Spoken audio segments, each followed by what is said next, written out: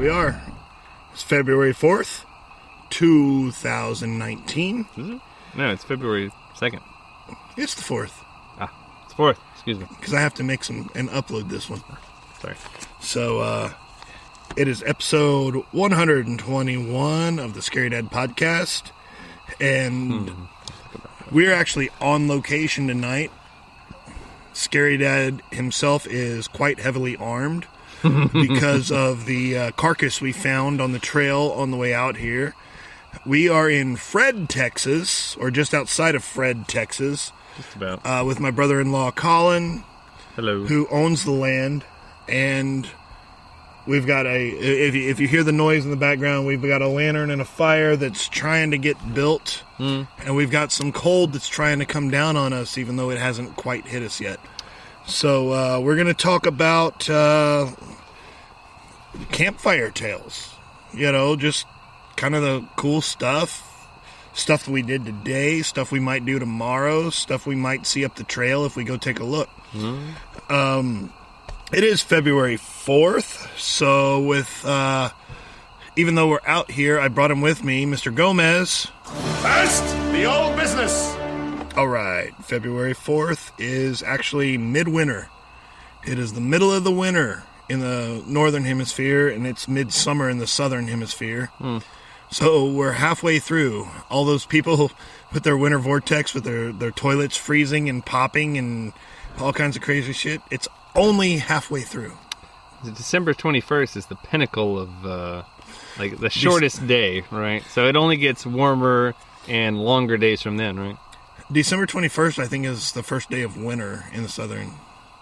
Because you've got December, then January, February. Well, I know, it's my birthday, so the solstice. It's the winter solstice, so, you know, everything gets, that's the shortest day of the year. So, it starts after that day, every day gets longer, right? Trickling longer. I mean, obviously by very small increments. Didn't help us when we were shooting at those cans. It did not. Although I'm afraid the amount of daylight was not the deciding factor in the hitting of the cans. All right, so on this date in 1703, 46 of the 47 Ronin committed seppuku in Japan. Is that the with the knife in the belly? Are you familiar with the 47 Ronin? I've heard of the 47 Ronin. I'm not familiar with the details. So it's a very long story spanning a couple of years, but basically the way samurai work is samurais worked for a noble. They had a master. Well, in the feudal situation, in the story of the 47 Ronin, the master was unjustly charged with the crime and killed, and his samurai were turned out and left jobless. Okay. And at the time in Japan, revenge was illegal, and so all of these guys basically became unemployed. They were unemployed samurai, and kind of a man with no name, Old West type situation. Yep. The thing was, en masse. Yeah. The thing was that these guys were loyal to their master, and they knew that these guys were going to come after the guy who was responsible. So these guys, instead of just going off into the ether, what they did was they plotted and they planned for like 2 straight years. And their leader, who was like Mr. Honorable Samurai. The leader not being the master, but the leader. The leader of the samurai. Oh, okay. He divorced his wife so that she could, and then he started hanging out and drinking in brothels and stuff. So he basically threw everybody off the trail. And after 2 years of basically being fucking around, then he gathered up his boys and they went in and they killed that dude. This is an opposing master or an opposing samurai? It was an opposing master. Okay. And they went in and they killed the opposing master, and then knowing that it was illegal what they were doing, they just turned themselves in. They're like, yep, we killed that guy. And what became of him? Well, they killed him, and 46 of them were allowed to commit seppuku, which was an honorable suicide, as opposed to dying dishonorably. By ostensibly execution. Yeah, some sort. being killed otherwise. Okay. Because the shogun was like, yeah, that's a pretty honorable thing. It took you 2 years to plan, and you killed this guy who we knew was a shithead. Clearly put some thought into it, yeah. Fair enough. On this date in 1789, George Washington is elected as the first president of the United States. Not as long ago as you might think, yeah. 1789. Hey, fast forward just not very long. Still people living who saw this. 1861, the Confederate States of America are formed. Still people living that saw that, 1861. Between 1861 and 1789, yeah, it's 70 years later. Oh, so, at that time, okay. So not currently living. so people who were in World War II. Oh yeah, certainly are watching the country fall apart right now. Huh? 1861, 1938, Adolf Hitler appoints himself the head of the armed forces. Oh yeah. Mm-hmm. Beginning and the end for that. Mm-hmm. And in other news, on this date in 2004, Facebook is founded. Again, beginning of the end. Pretty much. I recently deleted my Facebook account, which I probably hadn't accessed in 2 years. It's not deleted.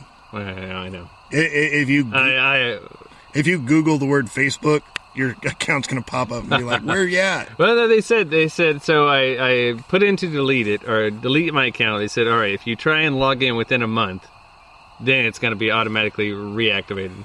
And I'm not worried about that. But I'm sure that it's still in some form or fashion. It's there. Yeah. Anyway. I know Instagram is still part of that, and I still check that. So. Yeah. All right, notable births. On this date in 1902, Charles Lindbergh, the first guy who flew across the Atlantic. Subsequent baby fame, huh? Mm-hmm. On this date in 1940, George A. Romero, director of Night of the Living Dead, Creep Show, so many other wonderful films. Really? He directed the Creep Show? I don't think I knew that. 1948, What Creep Show? Alice Cooper was born. And on this date in 1960, Adrienne King, who played Alice in the first Friday the 13th. She was the survivor, and she was the first kill in part 2. And notable deaths on this date in 1987, we had to say goodbye to Liberace. Really? Man, quite the auspicious date, isn't it? It is. Alice Cooper born and Liberace dead. Kind of a, That's pretty much it for the old business. We're going to take a break, and we'll be right back. Revolution! To the revolution! To the revolution! To the revolution! To the revolution! To the revolution! Our lead feature for May, Summer Camp Nightmare. What started as a summer of fun Oh, come on, anybody can cross that thing. oh yeah? became a nightmarish game. I'll do it if you'll do it. In this camp, kids won't just be kids. They'll be killers. Some of us have been talking, and we've decided to take over the camp.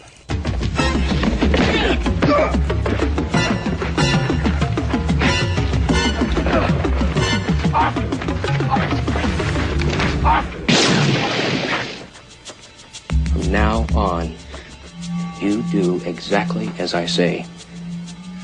Do you understand? Franklin! Franklin! Franklin! Franklin! Franklin! Franklin!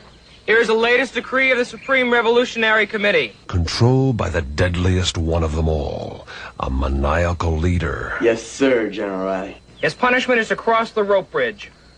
No way, Franklin. I'm not going to do it. Oh, yes, you are. Get him out there, Runk. Come on.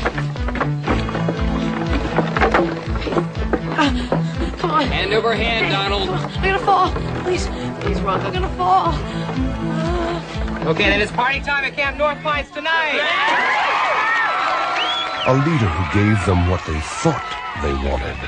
One, two, three, four, like Frank, she don't like movies, she don't like junkies, she don't like talking. She just goes by people on it. Beep, beep, beep, people on it. Beep, beep, beep, people on it. Beep, beep, beep, people on it.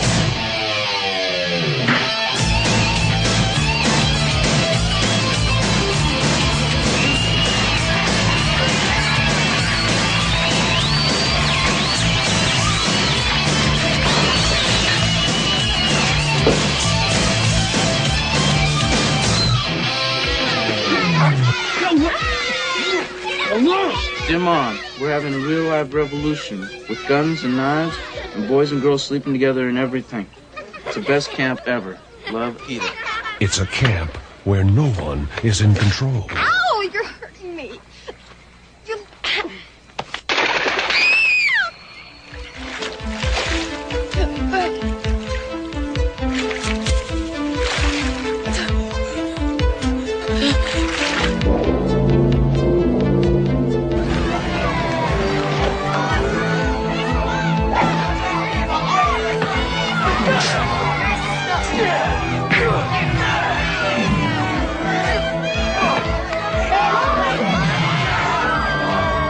Embassy is promoting Summer Camp Nightmare with a full-size poster and a big advertising push with ads in major trade and consumer magazines, Video Business, Video Store, Video Insider, and Video Software Dealer, plus Video Review, coming attractions and preview. So get ready for a summer of action with Summer Camp Nightmare. Street date May 13th. And we're back. Did you get it? Whatever you're shooting at? Oh, yes. Dead-eyed Dick over here. All right, so Mr. Gomez. New business is new business, and this is new business. This is going to be a pretty short new business because Mr. Scott is not with us tonight, who normally does the new business. But have you seen what's been going on up north? I think they're finally thawing out a little bit, but that ice was frozen solid. It's been crazy up there. Did you see that thing? I don't know exactly where it was, but it was lampposts that are apparently some sort of lake effect, something where it was just crazy designs. Like they're trembling. Oh, yeah, they're trembling, and they're, a lamppost, which is, lamppost or street light shaped normally, but now they're completely covered in just ice, and it's kind of a dirty brown, and it's fantastic designs. It looked like almost a palm tree with the ice formations, but scary as hell. Well, I think sometime between today and tomorrow, they're supposed to warm up like 100 degrees. Somewhere between negative 50 and maybe 50. Sounds a lot warmer than it actually is. It's a little chilly out tonight, but I'm sitting here in short-sleeve shirts. Oh, yeah. It's probably, 60 as we sit here. Maybe. So, life does what it does. It'll probably be a pretty short new business because we don't have anything prepared, but we got to do a new business so that we can play you the next commercial. There used to be this camp about 60 miles from here, Camp Arawak. All these kids started getting killed. Well, it ended up that the killer was the shy 14-year-old girl that everybody picked on, except she wasn't... Baby, you're supposed to be in the cabin. Let's go. Wait, what happened to the killer?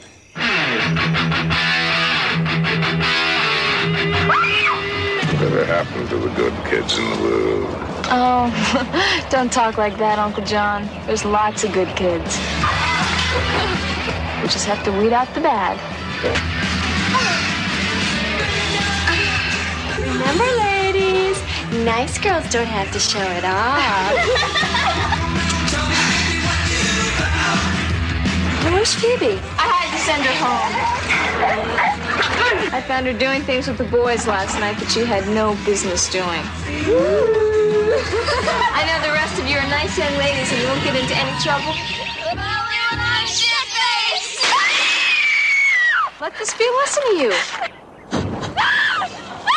Say no to drugs. Camp Rolling Hills is the best. Oh, I'm a happy camper. I love the summer sun. I love the trees and forests. I'm always having fun. I don't like being the wicked witch of the West. Hey. But I know what happens when things get out of control. You're gonna tell. Oh, I'm a happy camper. I love the clear blue sky.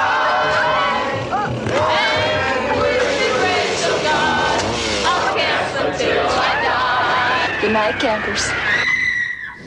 It's pretty fucking clear tonight. Don't throw that into the fire. We might want to shoot at that later. And we're back. So, excuse me. This episode was supposed to be a different sort of episode, but what it turned into is me recording an episode out by the campfire.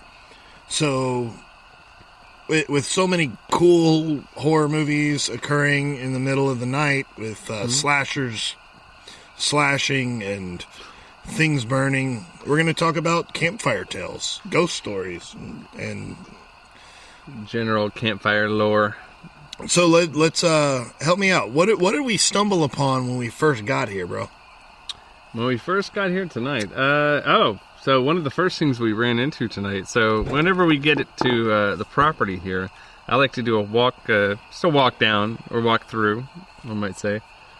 We have our large caliber pistols with us, just because you never know what you're going to run into, be it wildlife or uneasy, unsavory people, rather.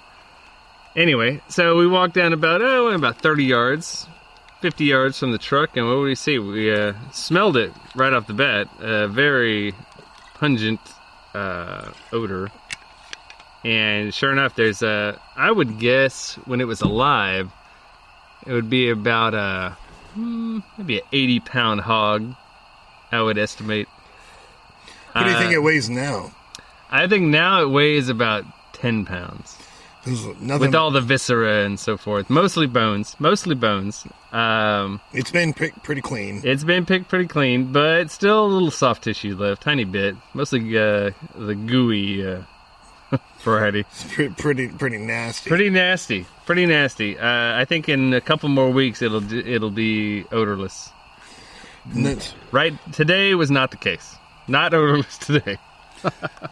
Well, normally whenever we come out here, we walk the property, and I drop off the shoulder pistol and just walk around with the 22. Mm-hmm.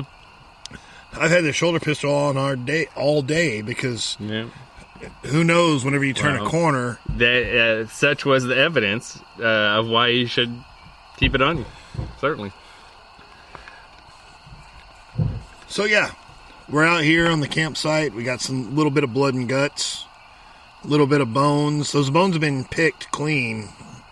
I'm interested to see if there's something we can do with them if they don't disappear. Yeah, I'm interested. I mean, so the last time I was here was about a month and a half ago.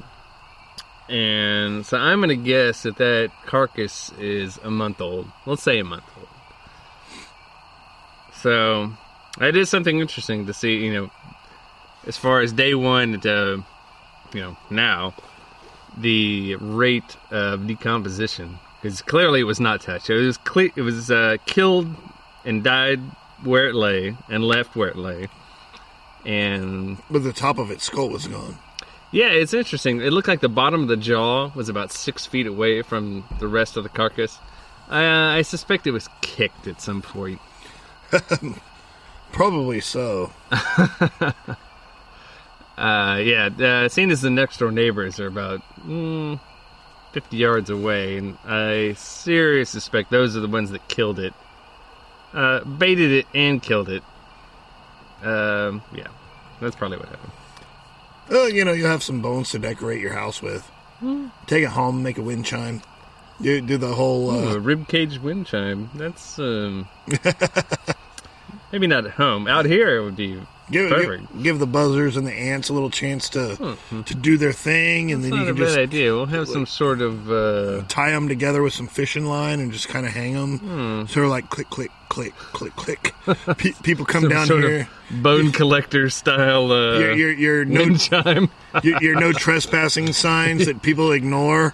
Instead of hanging up one of those, you just hang a little bone wind chime. They're like, oh, this guy. I think that would greatly increase the integrity of my stay away, of my no trespassing signs.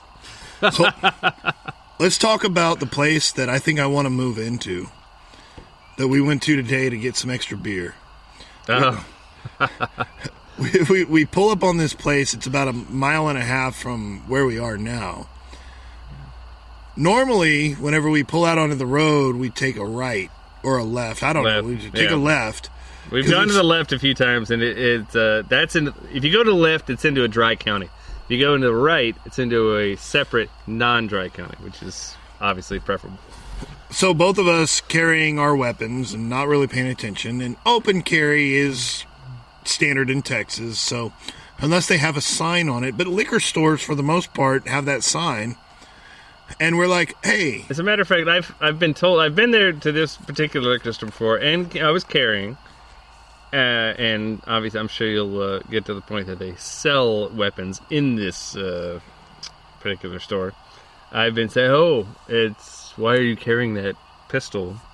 And I said, oh, sorry, and I just, went back to the car. And but still, there's a liquor store. Actually, and the girl in front of us in the line was smoking in the store. If you want to get down to it, and they sell weapons, and they sell rifles, and ammo, and ammunition.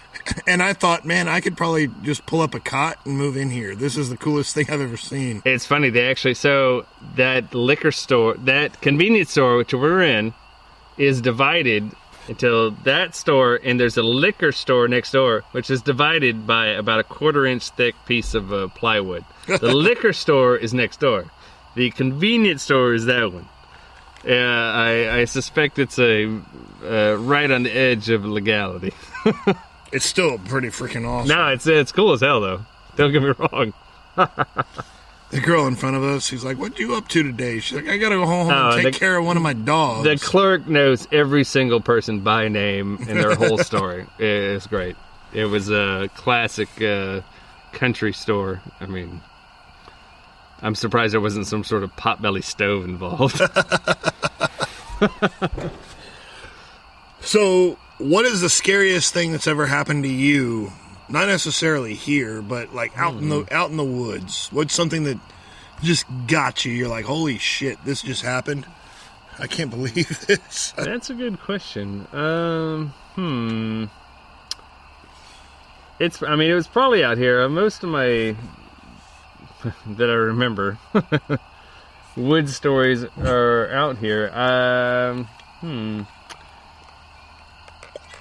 I would say that it's funny out here, the way the sound carries out here. So where we're sitting right this minute is in the back half, or I'd say the back quarter of a 20-acre property, and we're in the almost extreme rear of it. So there's probably about 10 acres at least of property in front of us. But the way the sound carries, it's almost like a wind tunnel or a sound tunnel. You can hear a little kid riding on their bicycle. Exactly. If a small child rang his bicycle bell on the street, which is 10 what? It's still a bunch of 1,000 feet away. You would hear it right, and you would think it was 100 feet away. Is where I'm getting at. And so we've been out here before, camping out, and we hear people talking in the middle of the night, and you think they're right next to you. And so, especially in the middle of the night, you've had a few drinks, We come out and we come out not guns blazing, but guns prepared, shall we say. And, you walk down the little path and you keep walking and you don't see anybody, and you keep walking and you don't see anybody, and you get out to the road, and the other side of the street you see people talking in their on their own property, and you're like, oh, that was them. And I guess that's not particularly spine chilling, but it's very disturbing, especially in the middle of the night, where you think somebody's coming up on you. And well, where we are sitting right now, I remember whenever you were first looking at this place, we came out here. It's it's like a wind tunnel, but a sound tunnel. It's crazy. Well, dude, I have that in my driveway at home. Like, I'm sure my neighbors just think I'm paranoid.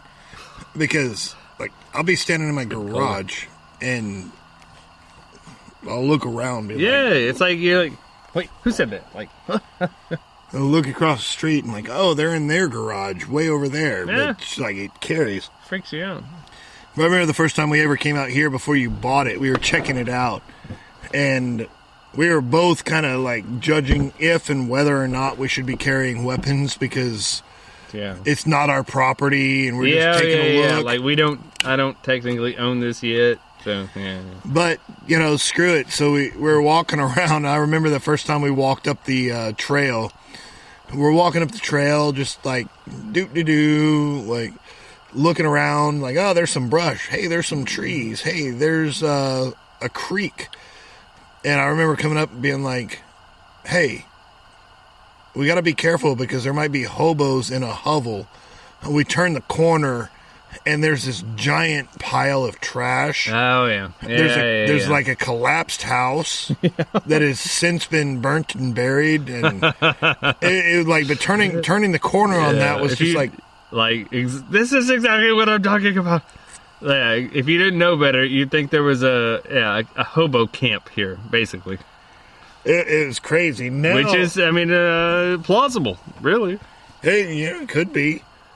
I haven't seen any recent ashes. No. And, we've since learned, I've since learned that this property was previously owned by the maybe not be crackhead neighbors, and they just did their own thing. Yeah, they did their own thing. They basically threw all the trash into a pile and so on and so forth, which seems to be in vogue in this neighborhood. It is weird, man. You drive around out in rural Texas, and yes, it is the weirdest thing. Is like everybody's got like diapers piled up. It's like, do you even have kids?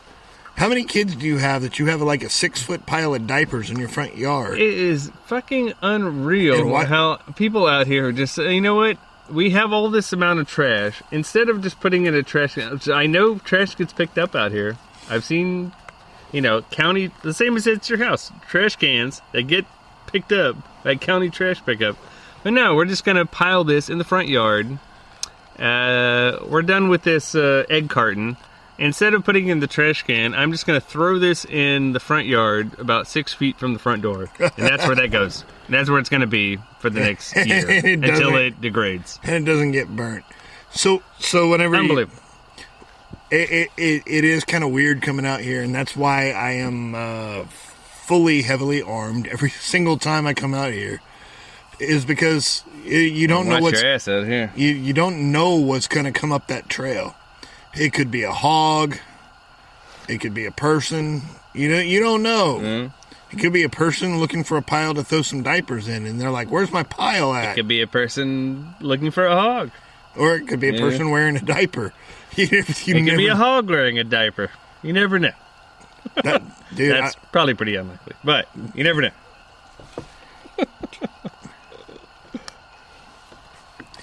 So, what's your favorite scary camp movie? Yeah, like Friday the 13th, where that's all about. It's like the go-to, yeah. Except for they're all in cabins.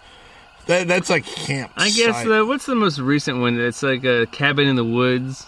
I think that was a pretty good one. Equally unlikely, but good. I liked it. Every time I come out here, I think of Tucker and Dale versus Evil. Have you seen that one? I don't think I've seen it. I've heard of it. I haven't seen it. My listeners know of Tucker and Dale versus Evil, but the long story short is these two guys, the guy just bought his little fishing retreat, so he buys a little spot like yours that needs a whole bunch of fixing up, and they're out there fixing it up. And while they're there, all these teenagers show up, and they think they're just a bunch of dumbass rednecks, and they end up like killing teenagers or the people. The teenagers think that the guys are just dumbass rednecks, and the guys are just standing there watching these teenagers like have really bad accidents and dying. What the hell is that? That sounded like gunshots. Yeah. Or fireworks, but I doubt it's fireworks. What happened to my... You got a mantle that fell off. The mantle just fell off the bottom. Okay. Yeah, that's fine. That wasn't what the explosion was about. No, not at all. Anyway. Is that something we should probably check out? Not the mantle. No, that sounded very far away. So something like a truck crashed into another truck on the freeway. That sounded far away. Anyway. So what's next, man? What's next? What we got? Well, let's see. We could we can talk about the tree that didn't explode the way you thought it would explode. So that is something for anyone that is trying to blow up a tree. So if you have a tree that you supposed was too rotten to cut down normally with the chainsaw, which you would, take the normal route of cutting down a large tree. I would guess the height of the tree was probably about 60 feet. A big tree. An oak. Which I supposed was half rotten. It seemed like it was two trees that grew together. Two medium-sized trees that have grown together to be one large tree. It seemed to be half dead. And I was concerned about cutting it down in a normal fashion because if half of it was dead, then cutting down the non-dead half would not behave as it normally would in cutting down a regular live tree.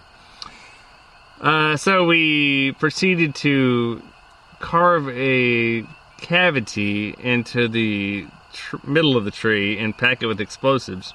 Oh, whoa, go dial back on the explosive part. Oh. How did we come upon high explosive? Well,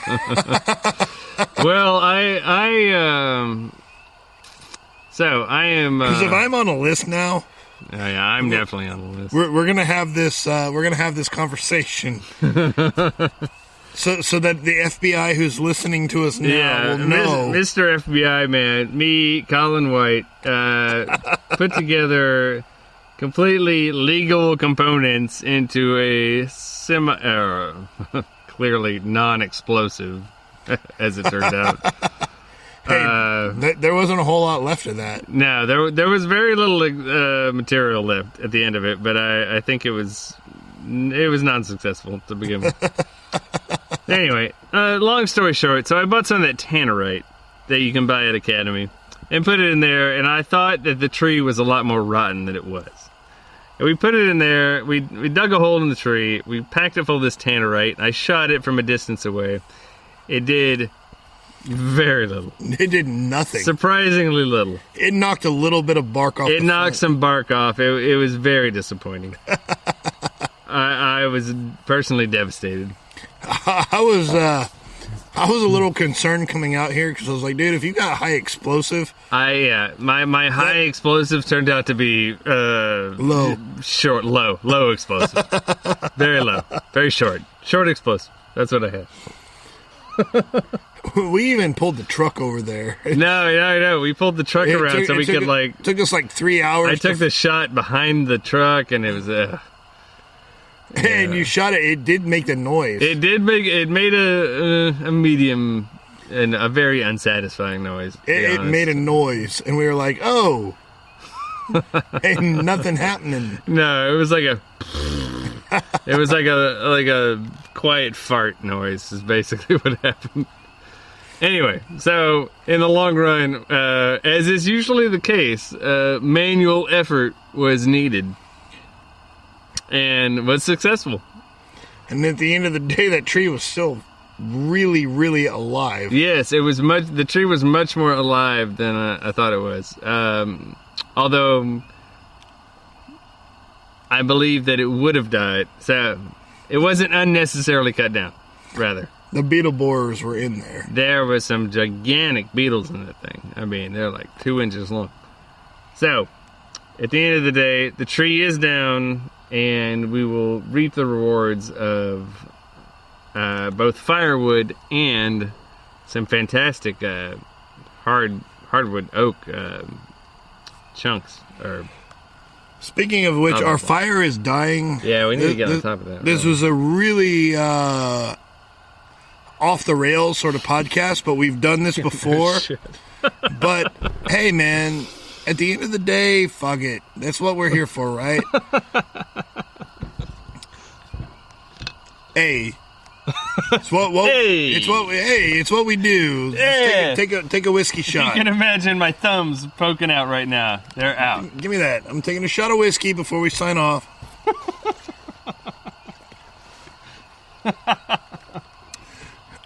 And this has been the Scary Dad Podcast, episode 121. You're all going to be like, what the fuck is that? And the answer is, that's what the fuck it is. Later. Fair enough.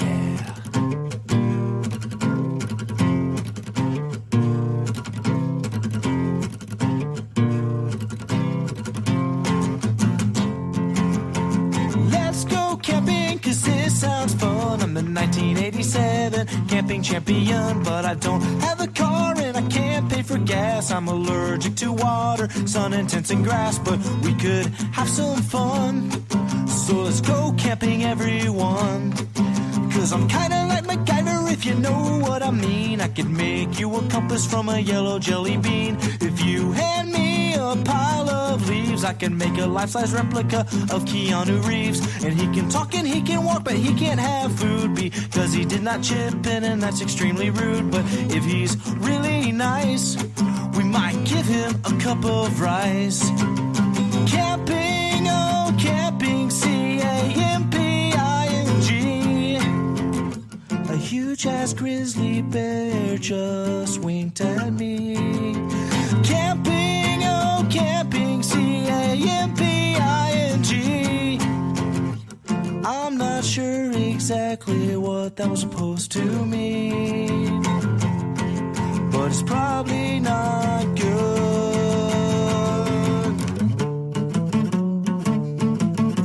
Let's have hot dogs for breakfast.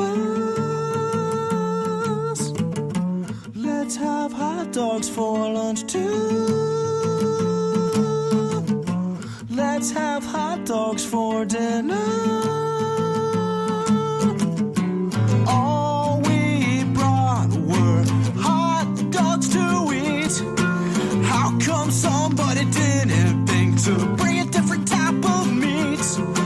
I don't know if I can live off hot dogs for the next 3 days.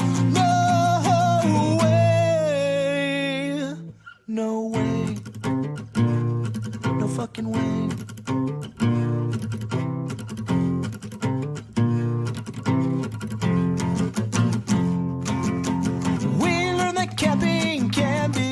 As long as a poison ivy patch is not where you sleep in. We learned all the lessons that we knew we would. Like forest creatures like it when you leave out all your food, cause they'll always come back when they think there is a snack. Camping, oh camping, there's mosquitoes everywhere. I just saw a 15-pounder right over there. Camping, oh camping, that mosquito took my tent.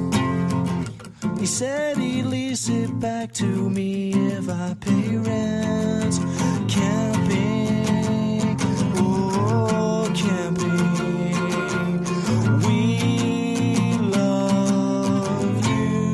When I say you, I'm talking about camping.